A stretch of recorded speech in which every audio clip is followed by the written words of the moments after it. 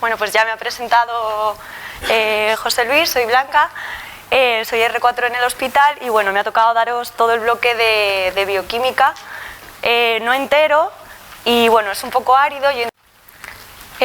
Bueno, como introducción decir que las enzimas séricas son biomarcadores que se usan en el laboratorio clínico para detectar disfunciones de órganos y de la mayoría de los órganos del cuerpo. Los cambios que se producen en las enzimas son cambios medibles y pueden ser bioquímicos, fisiológicos o morfológicos. En la práctica clínica, el estudio de estas enzimas séricas es muy importante para el diagnóstico, el control de la enfermedad y la comprensión de una variedad muy amplia de patologías. Bueno, deciros que las enzimas séricas se clasifican en dos grupos en función de si tienen una funcionalidad en el plasma o no. Las enzimas funcionales son aquellas que tienen una función específica en sangre y por tanto, perdón que estoy un poco nerviosa, lo que decía, son enzimas que tienen una función específica en el plasma. La concentración suele ser elevada en sangre y también en el tejido donde se producen, pero normalmente están más altas a nivel plasmático. Son enzimas funcionales, la pseudocolinesterasa, la ceruloplasmina, la lipoproteína lipasa y otras enzimas que intervienen en la coagulación, que supongo que el hematólogo os habrá explicado. La determinación de la actividad de estas enzimas tiene interés clínico en la evaluación de la función de la propia enzima y el estudio de la función del tejido.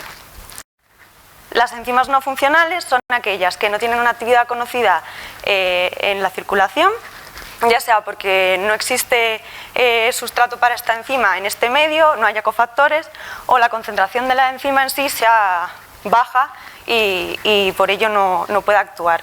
Las concentraciones suelen ser elevadas en las células de los órganos que sintetizan esta enzima. Decir que existen niveles circulantes detectables de la mayoría de las enzimas no funcionales, aunque no deberían estar en plasma.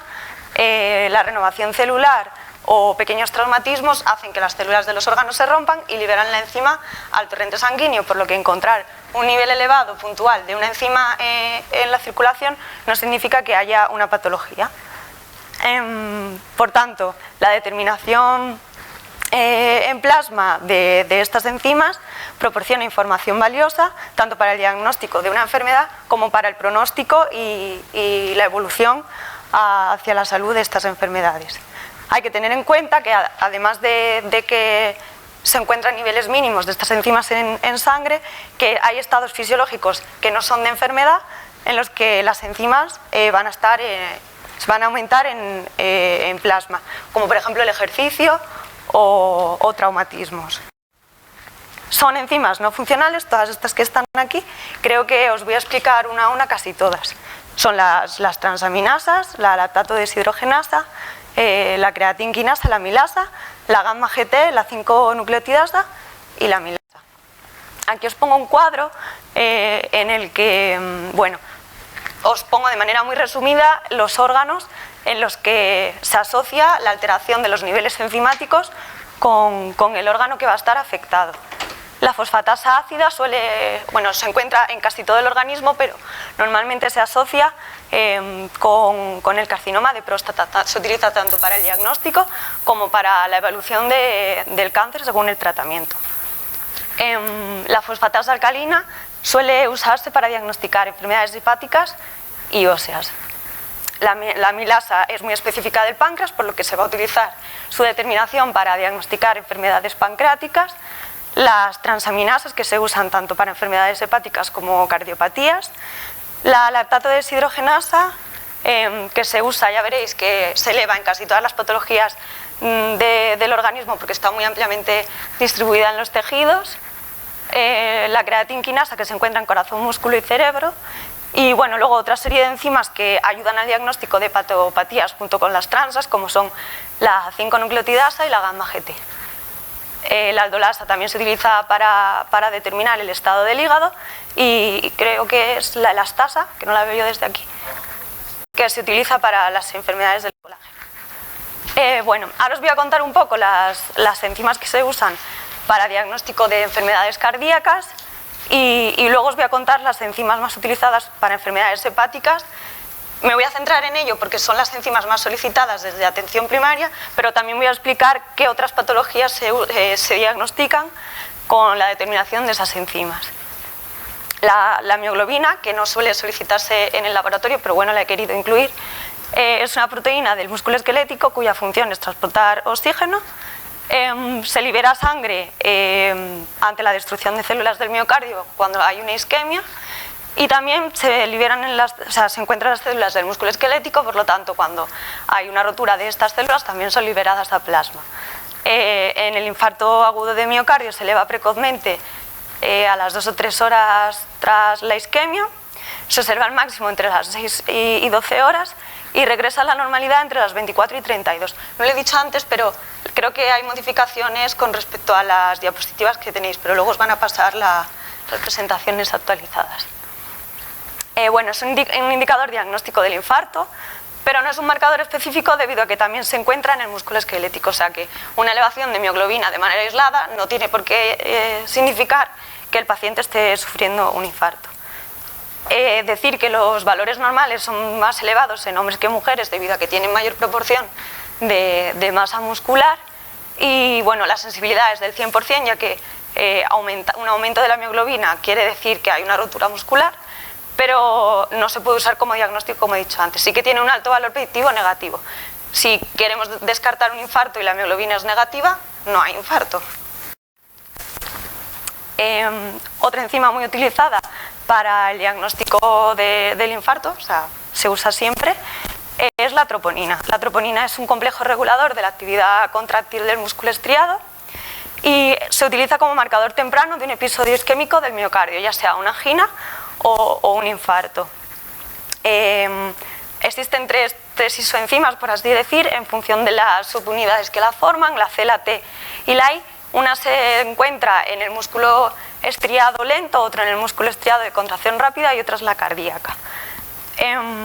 Bueno, la I y la T son las que son más exclusivas del miocardio y bueno, se detecta el aumento en sangre en las primeras 4 horas tras la isquemia coronaria, alcanzándose un pico máximo entre las 14 y 24 y permanece elevada hasta 7 días después del infarto. Las troponinas específicas de alta resolución, que se llaman así en el laboratorio, que son las que se determinan para un diagnóstico más específico, es la troponina T tipo 2, que es el que se usa ahora en el laboratorio para el diagnóstico de la isquemia coronaria. Y esta alcanza el pico máximo a las 72 horas y permanece elevada más tiempo que la anterior, de 7 a 14 días. Y bueno, para completar el conjunto de enzimas con los que se alteran ante patologías musculares, ya sean cardíacas o esqueléticas, la creatinfosfoquinasa sérica, que cataliza la fosforilación reversible de la creatina por el ATP. También existen 3 isoenzimas en función de la localización en el organismo. La tipo 1, que se encuentra en cerebro, está formada por 2 subunidades B. La tipo 2, que es la MB, es la que se utiliza para el diagnóstico de la isquemia coronaria. Y luego la tipo 3, que es la que se encuentra en el músculo esquelético. Un aumento muy brusco de la creatinina, de la creatinfosfato, suele significar 2 patologías. O bien un infarto, que primeramente nos suelen solicitar la creatinfosfoquinasa total, no se hace la MB, y cuando se ve que el valor es muy elevado y hay una posibilidad de infarto, entonces el médico suele solicitar la MB para cerciorarse de que es un infarto. Otro caso en el que se da un aumento muy importante es la radiomiolisis, que ahora sobre todo se ve en la vendimia en la gente que está en el campo muchas horas, y en este caso el aumento es de una CPK total. Por eso hacer diferencia entre una isoenzima y otra. Y bueno, también se produce un aumento de la CPK, más moderado, no tan brusco, en enfermedades musculares, ya sean miopatías o distrofia muscular, y en accidentes cerebrovasculares, en la que se liberaría la tipo 1. La CK empieza a elevarse las 3-6 horas tras el inicio de la isquemia coronaria, alcanza un valor máximo entre las 20 y 30 horas, y regresa a valores normales a las 72. Los valores normales están por debajo de 160 unidades mililitro en hombres y por debajo de 130 en mujeres. Siempre las enzimas que corresponden a músculo suelen tener valores normales más altos en hombres debido a que tienen mayor masa muscular que las mujeres.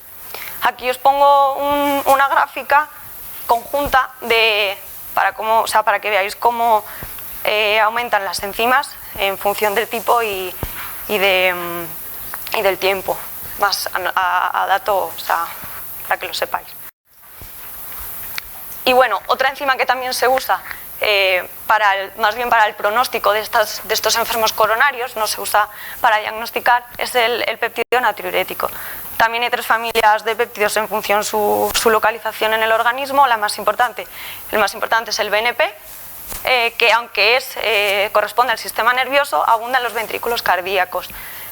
Los pacientes que tienen alteraciones cardíacas congestivas suelen liberar a torrente sanguíneo bastantes concentraciones de ANP y de BNP, por lo que un paciente que presenta esta patología y tiene un valor de BNP elevado tiene un mal pronóstico.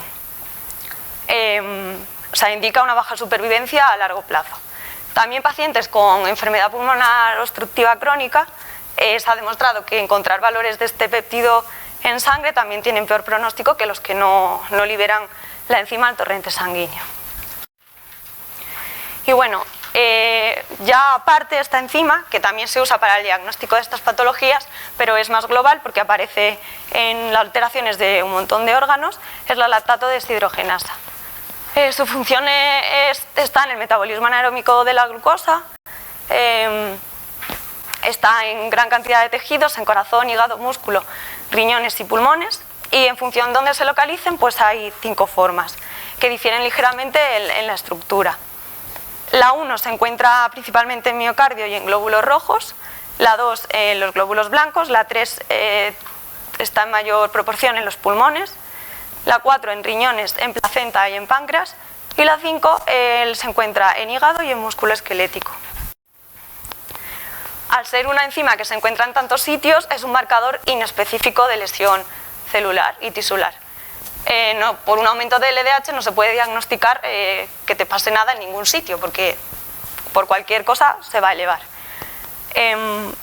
Por sí misma no se puede utilizar para dar la causa de la enfermedad, siempre de manera global junto con el resto de enzimas.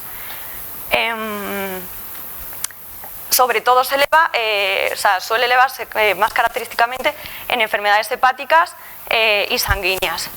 Se usa como indicador general de la existencia y severidad de una lesión aguda o crónica. Eso sí, da igual que la lesión del tejido sea de manera brusca o que sea una lesión paulatina, la LDH siempre se va a elevar, tanto en pancreatitis crónicas como en agudas, igual que en la hepatitis. También se utiliza para detectar y monitorizar trastornos como anemia, ya que en anemias hemolíticas o megaloblásticas, en la que se va a dar una rotura de los glóbulos rojos, se va a liberar la isoforma de LDH que estos contienen, y en infecciones graves. Y esto no es por la infección, sino porque las bacterias liberan LDH y hacen que esto sea un marcador de inflamación. También se usa para establecer el estadio de ciertos tipos de cáncer y para determinar su pronóstico y monitorizar su tratamiento, como es el caso de los tumores de células germinales, los linfomas, las leucemias y los neuroblastomas. Que hay que tener en cuenta a la hora de encontrarnos una LDH elevada, pues que el ejercicio físico extenuante va a causar una elevación del LDH, ya que está en el músculo y en cuanto hay una rotura muscular se eleva. Hay casos en los que la muestra se hemoliza después de haber sido extraída. No es que el paciente tenga una anemia hemolítica, sino que por manejo de la muestra los glóbulos rojos de la sangre se rompen. En estos casos vamos a encontrar una LDH alta, pero no quiere decir que el paciente la tenga alta, sino ha aumentado en el tubo porque se han roto los hematíes dentro del tubo. Esto se da cuando el manejo de la muestra es inadecuado, cuando se almacena a temperaturas extremas, ya sea mucho calor o mucho frío, y cuando la recogida de muestra es difícil. Cuando la enfermera no nos puede sacar sangre y le cuesta mucho, las muestras suelen hemolizarse. También en pacientes que tienen plaquetas altas, los niveles séricos de LDH van a dar altos por una interacción, o sea, por defecto. No es que realmente el paciente tenga esta enzima alta en sangre.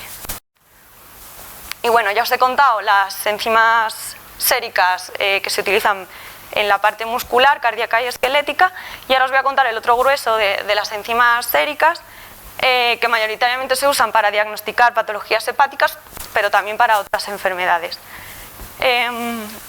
Como he dicho antes, lo englobo en perfil hepático porque es de las pruebas que más se solicitan tanto por hospitalización como por atención primaria, y son magnitudes bioquímicas muy sensibles para el diagnóstico de estas enfermedades. Os he puesto ahí todas las determinaciones que se realizarían en un cribado de pruebas para diagnosticar enfermedades hepáticas, aunque yo me voy a centrar en las enzimas séricas. Las más importantes por excelencia, las transaminasas. Son enzimas que catalizan las reacciones de transaminación reversible entre los alfa-aminoácidos, y bueno, hay dos tipos, la aspartato aminotransferasa o GOT, y la alanino aminotransferasa o GPT. La GOT es más inespecífica, se encuentra en más órganos que la GPT, se encuentra en hepatocitos, en músculo esquelético y cardíaco, en leucocitos, eritrocitos, cerebro, pulmón, riñón y páncreas. Sin embargo, la GPT solo va a estar en el citosol hepático y en células musculares. ¿Y cuándo un médico va a solicitar unas transaminasas?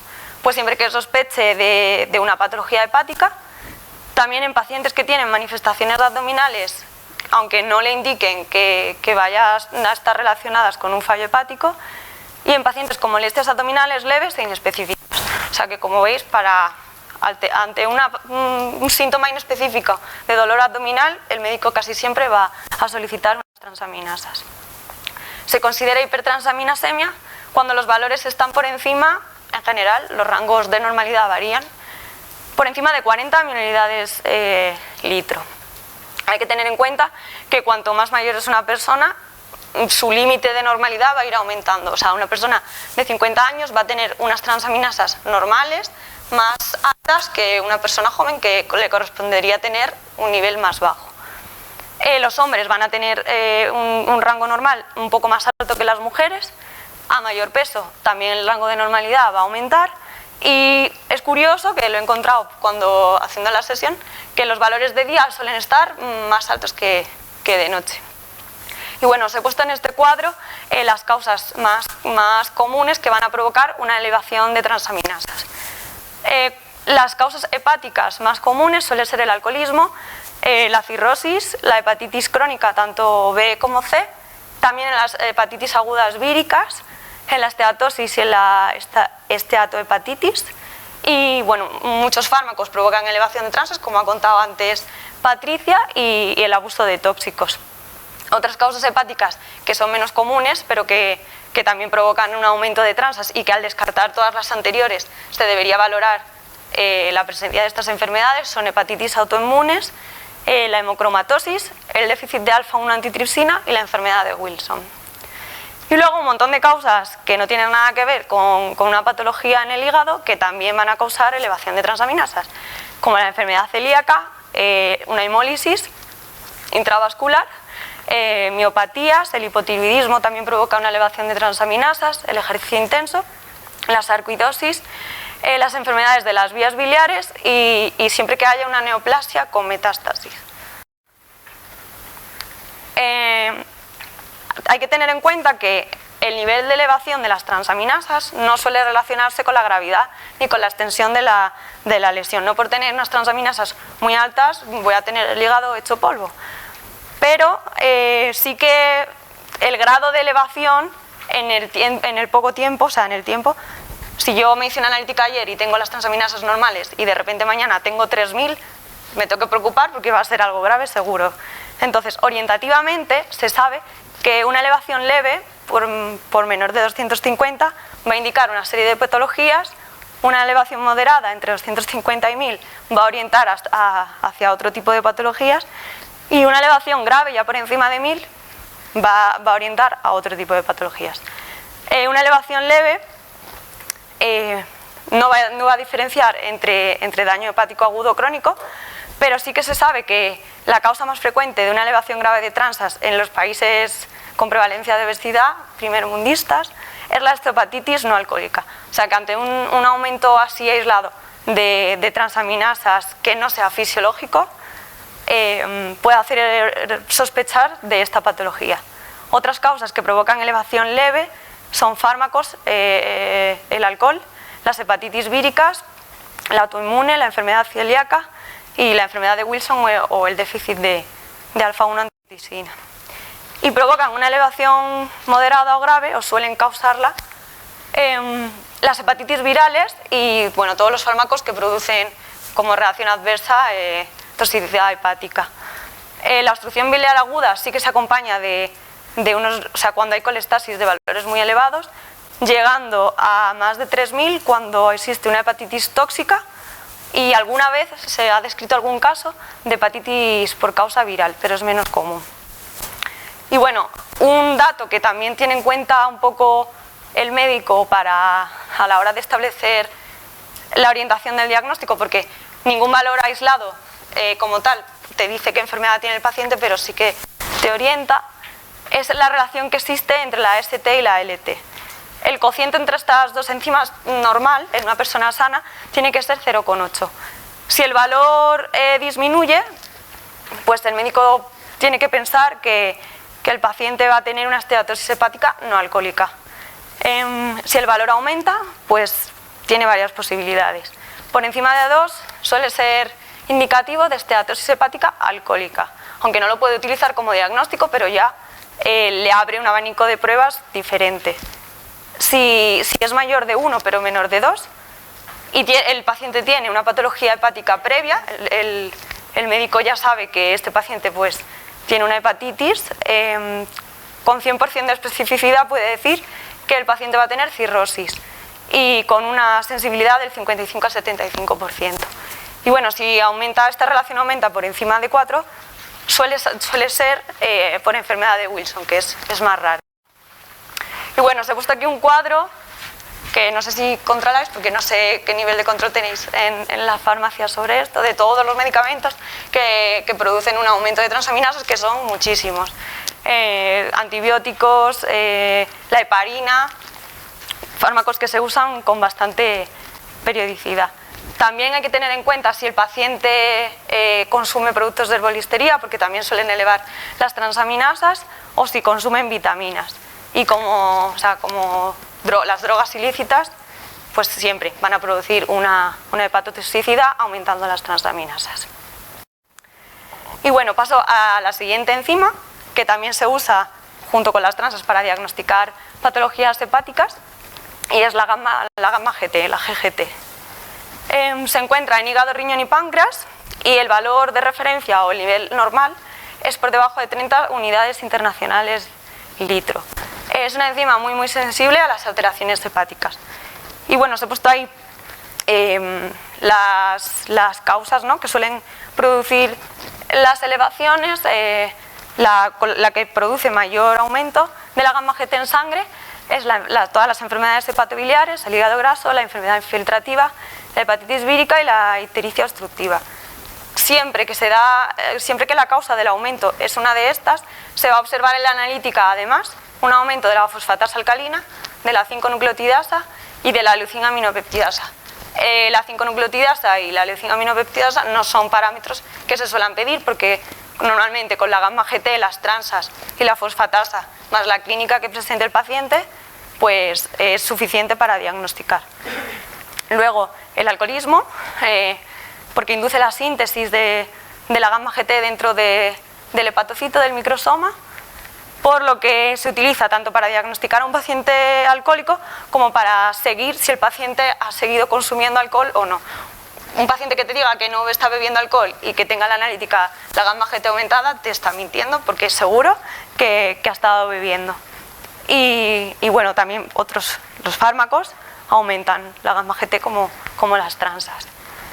Siempre la determinación se recomienda hacer en ayunas, mientras que los hombres adultos tienen un límite de referencia estándar, por así decir. En niños y mujeres hay que calcular, que no se suele hacer porque se intenta estandarizar, pero debería calcularse en función de la edad. Y bueno, debido a que la gamma GT no solo está en hígado, sino también en riñón y en páncreas, se reserva, además de, o sea, cuando hablamos de una enfermedad hepática, se reserva para determinar el origen de la elevación de la fosfatasa alcalina.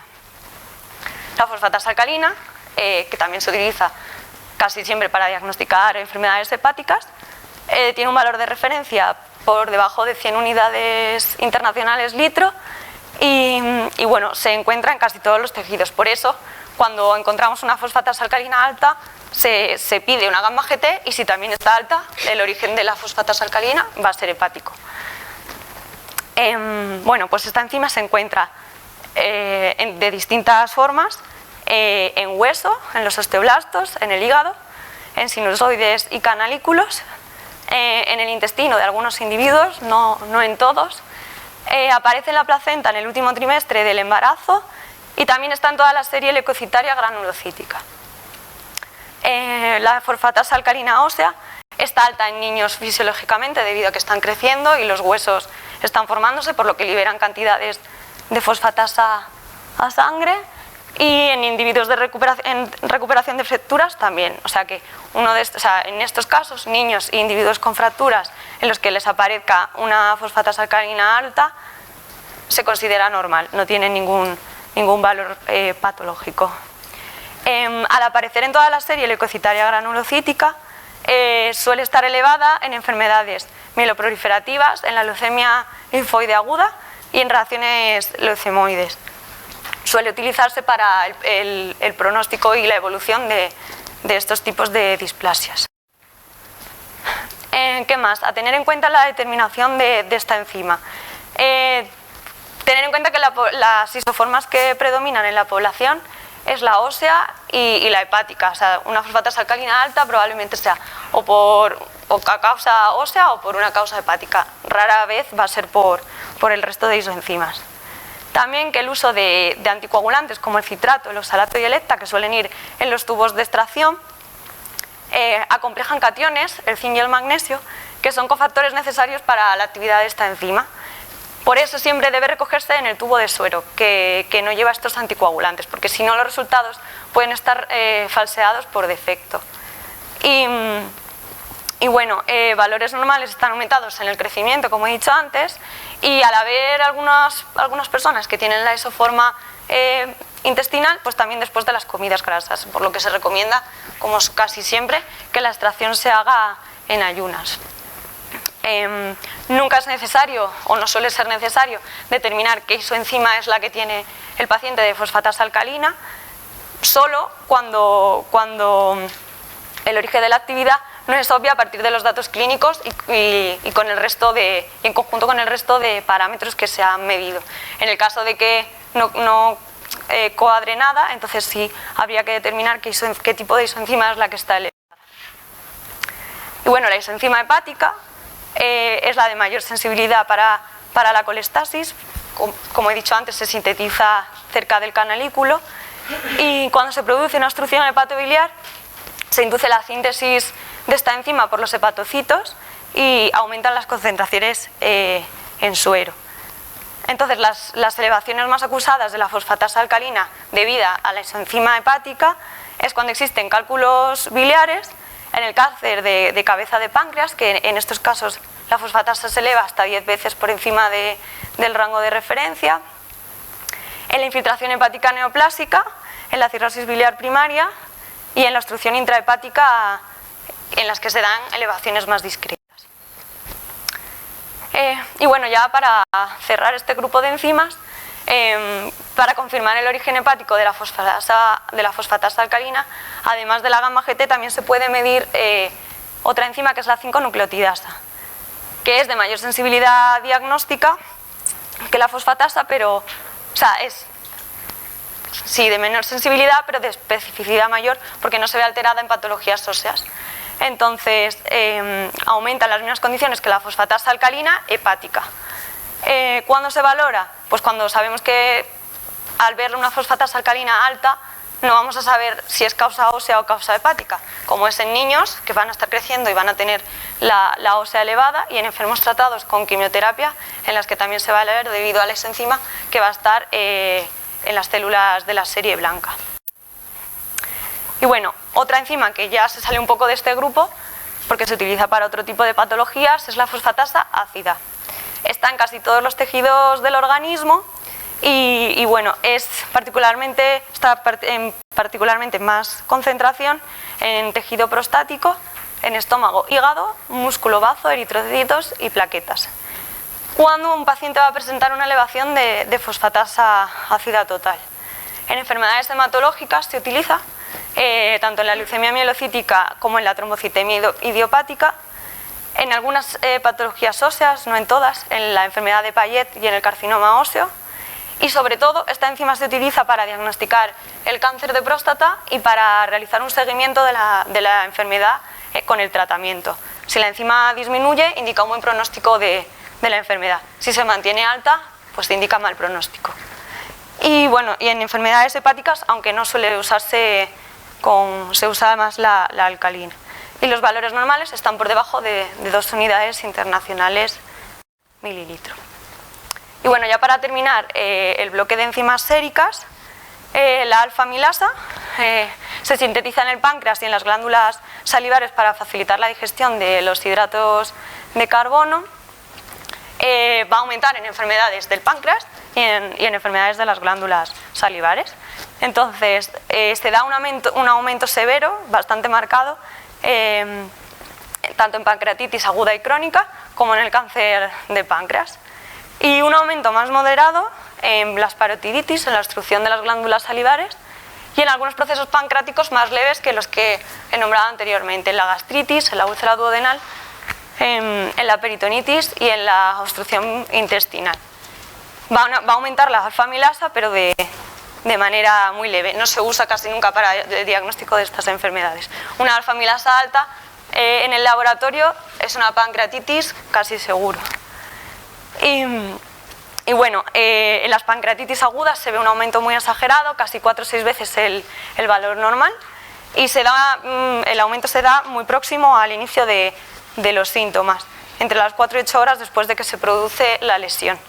Y se usa como diagnóstico de la pancreatitis y como seguimiento de la enfermedad, para ir viendo si esa pancreatitis se resuelve. Suele solicitarse junto con otra enzima, con la lipasa, pero no es necesaria determinar la lipasa para decir que hay una pancreatitis. Simplemente con una amilasa alta es suficiente para diagnosticar.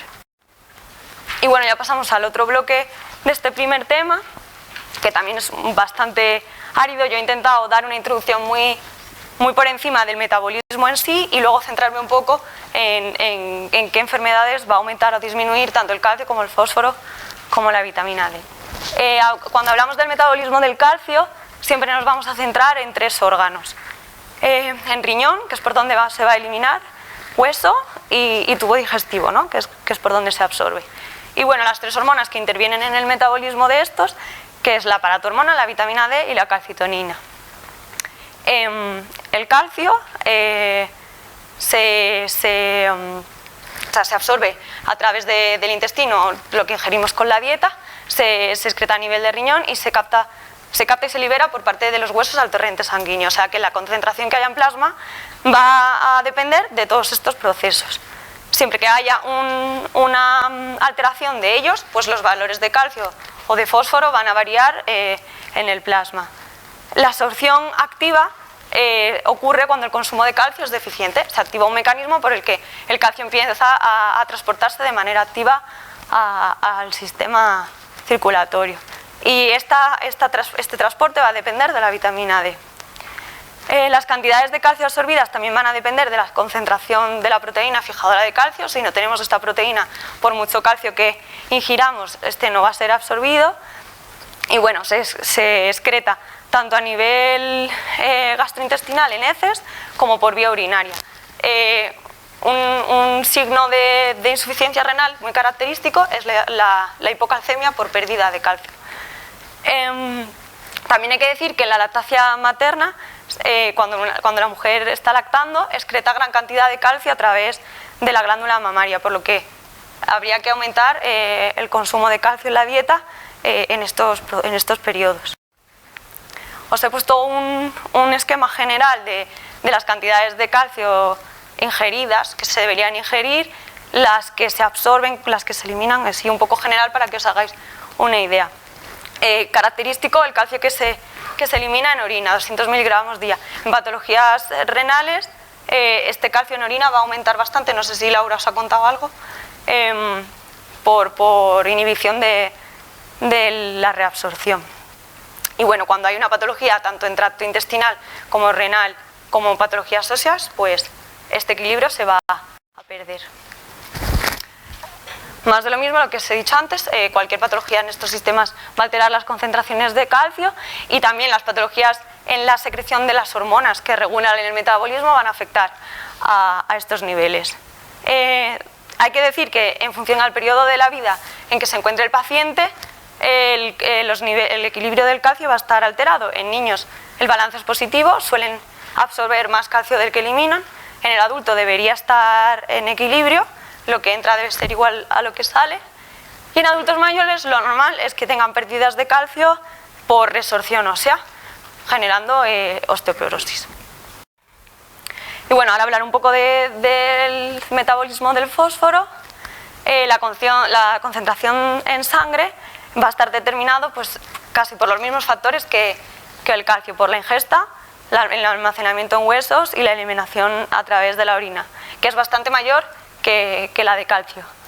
La regulación más importante del fósforo no es tanto como la ingesta, sino como la eliminación a nivel renal. En patologías renales ocurre lo contrario que el calcio, aumenta las concentraciones de fósforo en sangre de manera muy acusada.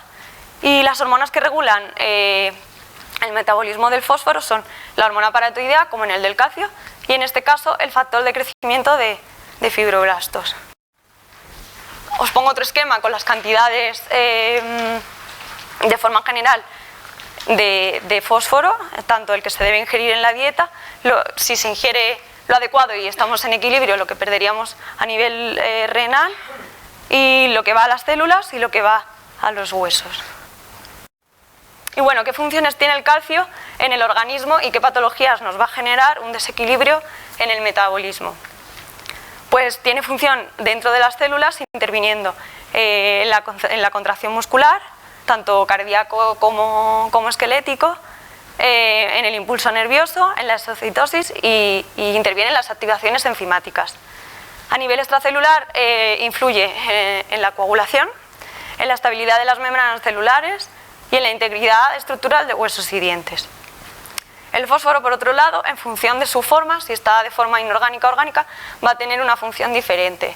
El fósforo inorgánico es una fuente de fosfato para huesos y dientes y forma parte del tampón de pH en sangre, así que alteraciones de fósforo van a provocar alteraciones en el estado ácido-base del organismo. Y por otro lado, el fosfato orgánico forma parte de la membrana celular plasmática y además forma parte del ATP, del AMP cíclico y de los ácidos nucleicos. Existen dos maneras en las que en el laboratorio podemos medir el calcio en sangre. Podemos medir, que es lo que normalmente se pide en la mayoría de las peticiones, ya provengan de urgencias o de hospitalización, el calcio total, que mide tanto el libre, que es el activo, como el unido a proteínas. Y existe en otros casos en los que hay a lo mejor una hipoproteinemia, en el que se determina el calcio iónico, que es el que se mide de forma libre y es la forma metabólicamente activa. La medición del calcio en sangre se utiliza para el cribado, tanto de osteoporosis como de otras enfermedades, para el diagnóstico y la monitorización de enfermedades relacionadas con hueso, corazón, sistema nervioso, de riñones y de los dientes. Y también se usa en enfermedades de mala absorción como el Crohn enfermedades intestinales en las que se utiliza como para ver si de verdad la enfermedad, el tratamiento está funcionando y estás absorbiendo bien el calcio, o si tienes una hipocalcemia, pues no, o sea, vas mal con con la enfermedad. Y también en el hipertiroidismo, se utiliza para ver si el tratamiento está funcionando. ¿En qué caso vamos a encontrar el calcio alterado? Es decir, es que los valores normales en nuestro hospital están entre 8 y 10,5 estandarizados y que en el caso de que estos niveles aparezcan alterados vamos a tener que determinar otra serie de parámetros para orientar el diagnóstico de la causa que pueda estar alterando los niveles de calcio en sangre. Se suele determinar la paratormona para conocer si la glándula paratiroides está secretando cantidades suficientes como para que el metabolismo esté en equilibrio. También se determina el calcio en orina cuando aparece alterado en sangre para ver si es una causa renal la que está provocando la alteración de concentraciones de calcio en sangre, y por supuesto la vitamina D para ver si también está actuando, o sea, si está en cantidades adecuadas para intervenir en el metabolismo. El fósforo, porque la alteración de calcio suele ir unida al fósforo siempre, y la del magnesio, ya sea por exceso o por déficit. Y a menudo es más importante analizar el balance existente entre todas estas sustancias que ver un cambio relativo en un valor aislado, que no suele tener ningún significado. Siempre en el laboratorio es un conjunto de todos los valores, nunca un valor aislado va a significar nada. Cuando se solicita el calcio total, ¿en qué patologías el médico, ya sea de primaria como del hospital, va a pedir un calcio en un paciente? Pues siempre que haya una enfermedad renal, la que es bastante común, como he dicho antes, que un paciente con una insuficiencia renal, ya sea crónica como aguda, el calcio disminuya, o sea, no puede reabsorberlo y lo pierde en orina. También cuando el paciente presenta unos síntomas de una concentración de calcio elevada, que es cuando se eleva, cuando suele producir los síntomas más característicos, que son fatiga, debilidad, debido a que la función muscular va a estar alterada, pérdida de apetito, náuseas, vómitos, estreñimiento, dolor abdominal, necesidad de orinar con mayor frecuencia, debido a que va a aumentar la osmolaridad en sangre, y un aumento de la sed, polidipsia. Síntomas de una concentración de calcio disminuida, que también suelen ser síntomas bastante inespecíficos, son calambres abdominales, calambres musculares y hormigueo en los dedos. Y bueno, otras enfermedades que se asocian a concentraciones anormales de calcio, o sea, cuando el médico sospeche de estas enfermedades va a pedir el calcio, como son la enfermedad tiroidea, la enfermedad paratiroidea, la mala absorción, como he dicho antes, el cáncer o la malnutrición. En todas estas patologías el calcio va a estar alterado. El calcio no solo se solicita para diagnosticar una enfermedad, sino también para monitorizar la evolución de una enfermedad ya diagnosticada. En algunos tipos de cáncer, especialmente en el de mama, pulmón, cabeza y cuello, en el riñón, en el cáncer de riñón y en el mieloma múltiple, se utiliza para ver la evolución de la enfermedad. También en la evolución de la enfermedad renal y en personas que han sufrido un trasplante de riñón, es muy importante ver que la concentración de calcio se mantiene. También se va a requerir la monitorización del calcio cuando se ha diagnosticado una hipocalcemia, ya sea por un déficit de vitamina D o no, cuando se le administra tratamiento para ver si este tratamiento está funcionando.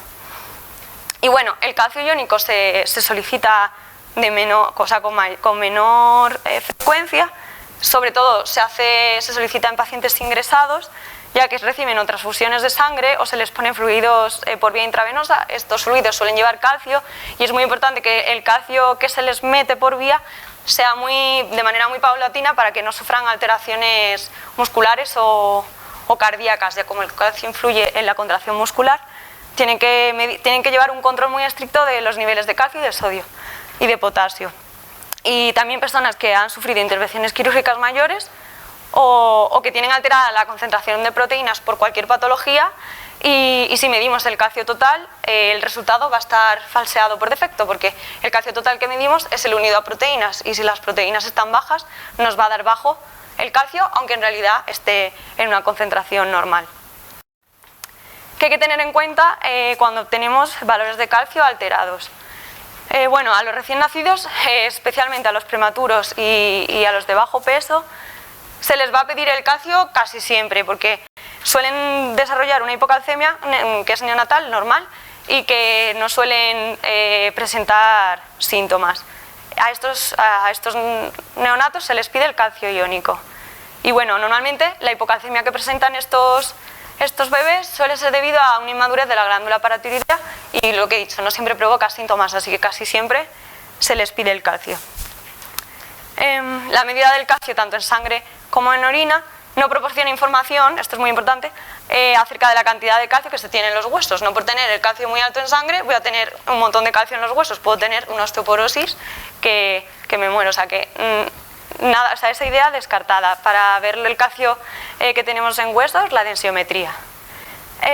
Y luego, importante que la toma de fármacos como son los diuréticos tiacídicos es una de las causas más comunes de la elevación de la concentración de calcio inducida por fármacos. El litio también aumenta el calcio en sangre y el tamoxifeno produce elevaciones, los dos. ¿Para qué se mide el fósforo en sangre? Además de para corroborar el estado de alteración del metabolismo del calcio. Pues es útil como diagnóstico o para monitorizar el tratamiento de distintas alteraciones que ocasionan alteraciones en el equilibrio del calcio. Si yo he diagnosticado una hipocalcemia y quiero ver si esa hipocalcemia va bien, mediré el calcio, pero también mediré el fósforo, porque el nivel de fósforo me va a indicar si el tratamiento está funcionando. También se solicita durante el seguimiento de los niveles de calcio anormales, como lo que acabo de decir, y si existen síntomas asociados con los desequilibrios del calcio. Y también se solicita junto a otras pruebas para ver si hay alteración renal o gastrointestinal, más de lo mismo. Importante que también se pide en diabetes y en alteraciones del equilibrio ácido-base. Como interviene en el tampón fosfato, siempre que se presente una acidosis, la concentración de fósforo en sangre es necesaria medirse. Patologías en las que el fósforo va a estar bajo y patologías en las que el fósforo va a estar alto.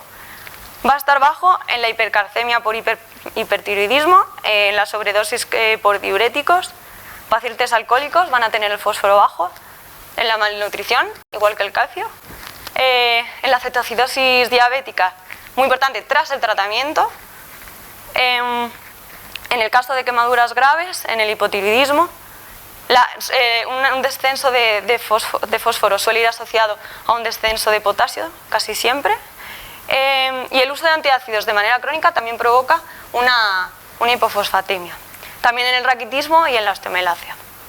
Y bueno, va a estar alto, las concentraciones de fósforo van a estar elevadas en la insuficiencia renal, al contrario que el calcio, que disminuía, en la enfermedad hepática, en el hipoparatiroidismo, en la cetoacidosis diabética al ingreso, antes del tratamiento, y por supuesto, si aumentamos la ingesta de fósforo, va a estar más alto.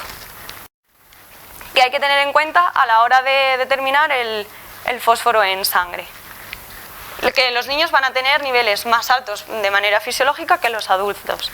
Un niño con un nivel bajo de fósforo, que además es súper característico, ver analíticas de niños con un fósforo disparado y es normal, o sea, hay que alertarse cuando esté en rangos de normalidad, porque puede ser debido a que el crecimiento óseo esté alterado. También suelen indicar un desequilibrio o sea, a nivel mineral, también suele estar alterado el magnesio. Ciertos refrescos y comida precocinada contienen altas cantidades de fósforo. Personas que abusen de estas comidas van a tener los niveles de fósforo aumentados. Si además tienen una patología renal, más aún. Y bueno, niveles de fósforo en sangre y en orina se ven afectados además por el uso de enemas y de laxantes que contienen fosfato sódico. También por suplementos excesivos de vitamina D hacen que aumente las concentraciones. Y cuando a un paciente se le administra glucosa por vía intravenosa, también va a aumentar el fósforo en sangre. Y bueno, asociado a estas dos determinaciones, también va siempre el magnesio. Es esencial para todos los tics que os pongo ahí, para la producción de energía, para la contracción muscular, igual que el calcio. También es muy importante en la función nerviosa y también interviene en la mineralización ósea. El magnesio se incorpora por la dieta, se absorbe en intestino delgado y colon, por lo que en caso de mala absorción el magnesio va a estar bajo, se almacena en huesos y en otros tejidos. La hipomagnesemia, por tanto, va a aparecer en malnutriciones y en trastornos de mala absorción, igual que el calcio y el fósforo, y por pérdidas renales. Y la hipermagnesemia se da cuando los pacientes abusan de antiácidos, ya que estos contienen magnesio y pues, al abusar de ellos va a aumentar el magnesio en sangre, y cuando existe una disminución de la capacidad de excreción de magnesio por los riñones. O sea, igual que van en conjunto magnesio, calcio y fósforo, casi siempre tienen las mismas causas de alteración. Deficiencias leves o moderadas de magnesio pueden no dar síntomas. Son más importantes, o sea, cuando aparecen síntomas es cuando ya la alteración es muy acusada. Y los síntomas que aparecen son muy parecidos a los del calcio y a los del fósforo. Náuseas, pérdida de apetito, fatiga, confusión, calambre muscular muy característico y ya en casos muy extremos, convulsiones y arritmias. Su déficit repercute en el metabolismo del calcio. En este caso aumenta la hipocalcemia, es decir, va asociada a una disminución de calcio. Y bueno, se determina, el médico va a pedir un magnesio cuando quiere hacer un seguimiento control de las concentraciones bajas de calcio y de potasio de manera crónica. Pacientes que tienen de manera crónica en sus analíticas calcio y potasio bajos, les suelen pedir el magnesio. Y va a aparecer bajo casi siempre. También lo piden cuando los pacientes presentan síntomas que, como son síntomas comunes a las determinaciones anteriores, suelen pedirlo en bloque. También cuando el paciente está con tratamientos que favorezcan la excreción de magnesio por el riñón y bueno, cuando se requieren suplementos de calcio o de magnesio, se puede medir el magnesio para monitorizar que el tratamiento está funcionando y que no nos lo estamos dando para nada. A tener en cuenta en la determinación de magnesio, cuando el magnesio va a aparecer alterado y no por ello por causas patológicas. Va a disminuir en el segundo y tercer trimestre de embarazo, o sea que una embarazada en la que a la analítica le aparezca el magnesio bajo no tiene por qué indicar enfermedad, puede ser totalmente normal.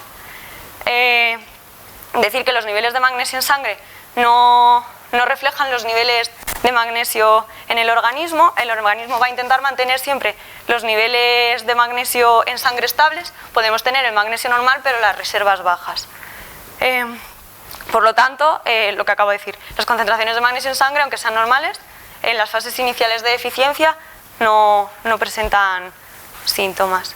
Y bueno, os he puesto ahí los fármacos que provocan tanto aumento como disminución de magnesio en sangre. Provocan aumento de la concentración en litio, la aspirina, los medicamentos para los trastornos tiroideos, algunos antibióticos y todos los productos, como he dicho antes, los antiácidos que contengan magnesio. Y disminuyen la concentración de magnesio la digoxina, la ciclosporina, los diuréticos, la insulina, los laxantes y la fenitoína. Por último, de este bloque, y creo que del tema, la vitamina D. En sangre podemos medir dos formas de vitamina D. La 25-hidroxivitamina D, que es la precursora, y la 1,25-dihidroxivitamina D.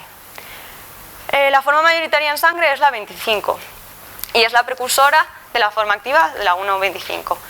Casi siempre en el laboratorio, y además esto nos lo tienen que pedir específicamente, tienen que llamar y decir quiero una vitamina D, porque suelen abusar de esta prueba muchísimo y solo se realiza cuando de verdad está justificado. Siempre tienen que pedir la 25, muy rara vez han pedido la 1,25 y no han sabido ni justificar. ¿Por qué? Porque una equivale a la otra. O sea, si un nivel el de uno está bien, el nivel de uno está bien en sangre, el de la otra también va a estar. Y bueno, se tiene que pedir la 25, el precursor, y no la forma activa, debido a que tiene mayor semivida en sangre, o sea que es más fiable el valor que nos dé, y porque la concentración en sangre suele ser mayor que la de la forma activa. Dos fuentes de vitamina D. Endógena, que es la que producen los melanocitos por efecto de la acción ultravioleta al incidir en la piel, y la exógena, que es siempre por la ingesta de alimentos. En los alimentos podemos encontrar la vitamina D en dos formas diferentes, la D2 y la D3. pero la función es la misma, no varía para nada. Y bueno, los órganos encargados de transformar el precursor de vitamina D, el 25 a 1,25, que es la forma activa, son el hígado y el riñón. Si estos órganos tienen alguna alteración, van a dejar de activar la vitamina y por lo tanto se va a afectar los niveles de calcio, de fósforo y de magnesio. ¿Cómo se utiliza en el laboratorio la determinación de vitamina D? Pues se debe pedir cuando se sospecha de malformaciones óseas o de alteraciones del metabolismo del calcio. También se usa para diagnosticar y monitorizar problemas relacionados con la glándula paratiroides, ya que la PTH es la hormona que activa la vitamina D. Si está alterada la PTH, va a estar alterada la vitamina D. También para realizar un cribado recomendado por los endocrinos sobre los niveles de vitamina D, ya que suelen estar bajos en lugares donde hay poco sol, debido a que la síntesis endógena va a estar disminuida. Si además no tenemos una dieta equilibrada, vamos a tener niveles bajos de vitamina D. Y luego también se utiliza para monitorizar el estado de salud de personas que tienen trastornos en la absorción de grasas. La vitamina D es liposoluble y en pacientes que tienen enfermedades crónicas como la fibrosis quística o la enfermedad de Crohn es un parámetro fiable que nos dice si el paciente está absorbiendo o no bien las grasas.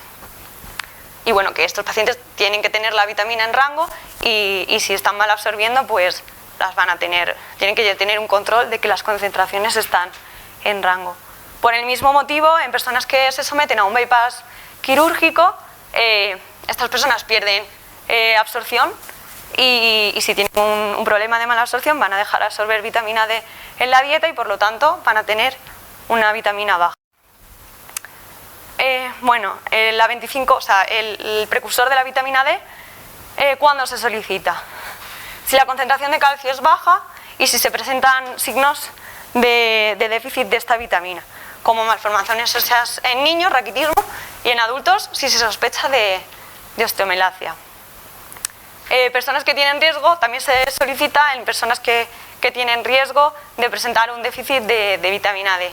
Personas que ancianos que están sobre todo en residencias o que están escasamente expuestos a la luz solar, probablemente tengan un déficit de esta vitamina. Personas obesas, lo que he dicho antes, personas sometidas a un bypass gástrico y que tengan problemas de mala absorción de grasas. Y bueno, siempre que se hace el diagnóstico de osteoporosis, se pide toda la batería de pruebas: calcio, fósforo, magnesio, PTH y vitamina D, para ver que no hay ninguna patología subyacente y que la causa de la osteoporosis sea la edad, o sea, una alteración del metabolismo debida a la edad y no una enfermedad más. Si la concentración de calcio es alta o se presenta una enfermedad que puede producir cantidades excesivas de vitamina D, también si el médico sospecha de estas enfermedades va a solicitarla, y estas patologías son la sarcoidosis y algunas formas de linfoma. Y en estos casos es cuando se debe determinar la vitamina activa, porque los tumores van a secretar la forma activa y no el precursor. Menos frecuente que se produzca un aumento, pero puede ser en la enfermedad renal.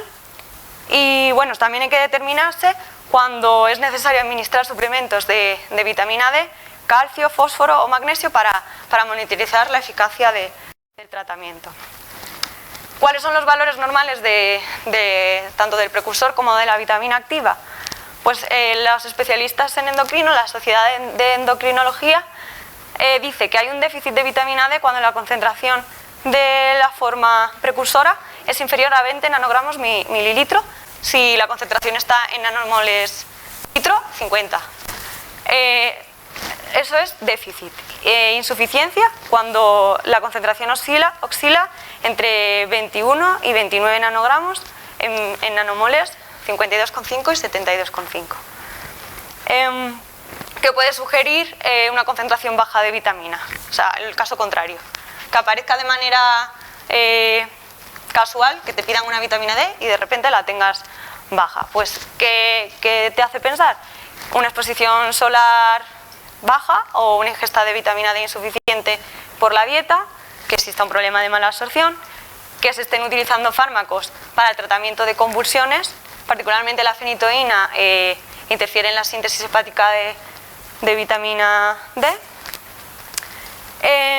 Y bueno, el déficit de vitamina D puede hacer aumentar el riesgo de padecer algunos tipos de cáncer, eso está demostrado.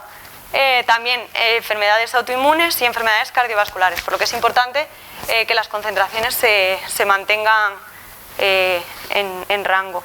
Y concentraciones elevadas de vitamina D son muy raras y normalmente es por una sobreingesta o complementos vitamínicos.